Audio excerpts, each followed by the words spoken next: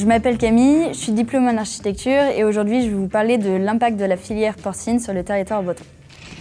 Il faut savoir qu'aujourd'hui, la tendance pour l'élevage porcin, c'est que les fermes deviennent donc de plus en plus grosses, au détriment du coup des plus petites fermes qui ont tendance à fermer. Et donc ça laisse plein d'agriculteurs qui abandonnent complètement leur élevage porcin. Et donc aujourd'hui, on a la surface à peu près de Paris en termes de bâtiments délaissés sur le territoire breton. Le bâtiment d'élevage porcin, c'est un bâtiment tout en longueur, très plat, qui, dans le territoire breton, s'implante de deux manières différentes. Soit c'est des bâtiments qui sont complètement invisibles et où l'agriculteur a cherché à cacher ce bâtiment du territoire, soit ce sont des nouvelles lignes d'horizon, comme ça, toutes dans la longueur, qu'on aperçoit au loin. Et donc c'est des bâtiments très simples avec deux pans en toiture, une charpente métallique ou en bois, souvent sans fenêtre, très peu lumineux, pas d'aération. Le postulat de départ pour analyser cette filière porcine,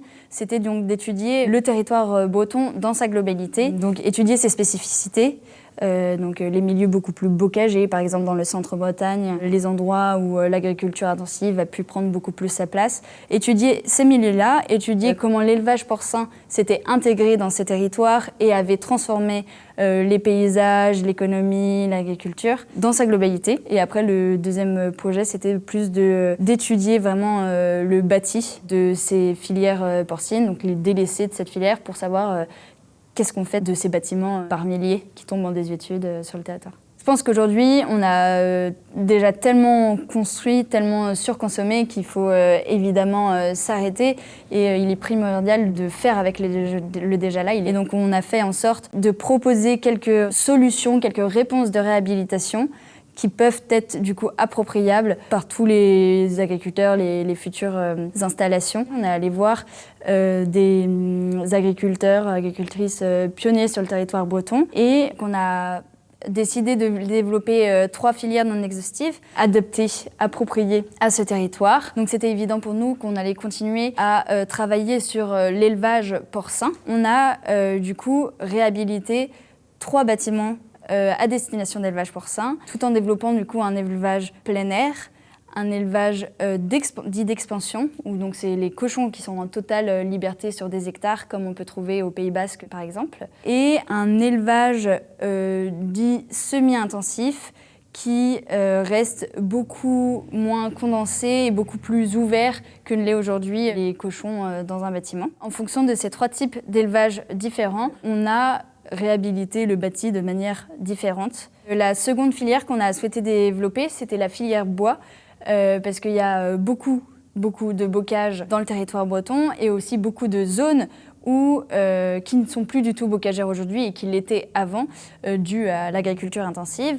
Et on sait aujourd'hui qu'il faut remettre l'arbre au cœur de l'agriculture et donc il va falloir replanter des haies par milliers. Donc on proposait de développer une filière bois qui va avec l'exploitation de ces arbres, donc en scierie intercommunale, qui pouvait être très appropriée dans ces bâtiments tout en longueur de l'élevage porcin. Il est évident qu'on va rajouter énormément d'aération, de lumière naturelle, même pour l'élevage porcin, puisque aujourd'hui on sait que pour le bien-être animal et le bien-être de tous, des agriculteurs aussi, il faut de meilleures conditions pour tout le monde. Et donc on va retoucher les structures, réouvrir. On aura évidemment toujours cette longueur du bâtiment, mais ce sera des bâtiments beaucoup plus spacieux, beaucoup plus aérés. Il nous apparaissait aussi assez évident de travailler sur la filière cidre, qui est une tradition depuis des siècles en Bretagne et qui tend petit à petit à disparaître. Historiquement,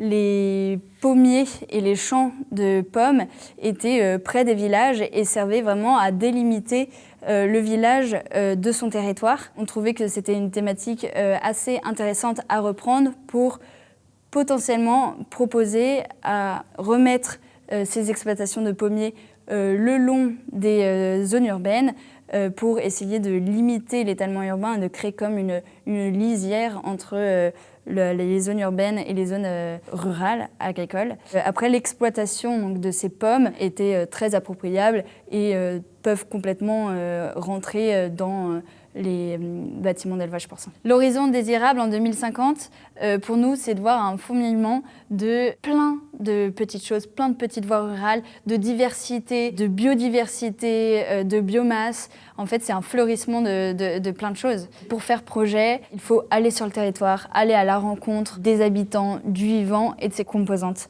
Pour la suite du projet, si on pouvait y voir une avancée, ce serait de faire en fait parler les habitants, les politiques, le milieu agricole, les coopératives et faire dialoguer, échanger et essayer de converger vers des solutions heureuses, durables, viables. Ça donne aussi espoir de savoir que même dans ces milieux d'agriculture intensifs, il y a des questionnements et il y a des volontés de peut-être essayer de changer et de faire autrement.